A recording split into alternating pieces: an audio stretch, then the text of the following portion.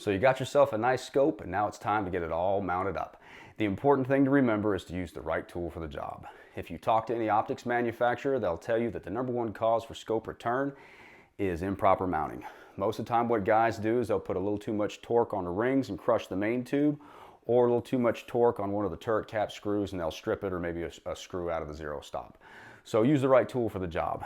Nightforce has a toolkit that's designed to help you mount any Nightforce scope in any Nightforce mount. However, it doesn't just work with Nightforce, it'll work with anybody's. It might not have the exact bit that you need, but at least all the major components, the torque limiters and wrenches, are all part of this kit. The star of the show, in my opinion, is the 2 to 10 inch-pound torque limiter. You know, when you're going to tighten those screws down on the turret caps, getting 4 inch-pounds by feel is really hard to do. This adjusts from 2 inch-pounds to 10 inch-pounds in 10th inch-pound increments. So it's pretty impressive. All you got to do is drop the bit down in there, set your torque limit, and you're ready to go.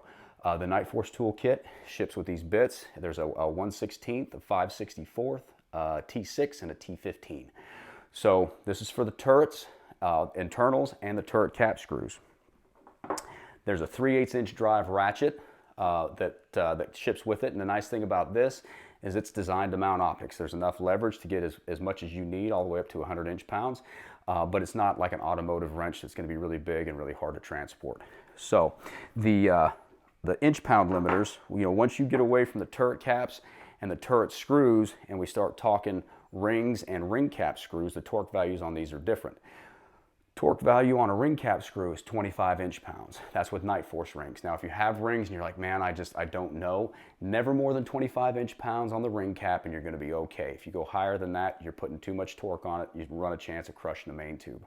So these work with the ratchet. And all you gotta do is pop the ratchet in there, stick the bit in the end, and you're ready to tighten all those ring cap screws down to 25 inch-pounds. Other limiters that are included in the kit are a 100 inch-pound and 68 inch-pound. Now these work also with the ratchet. All you got to do is slip it on there.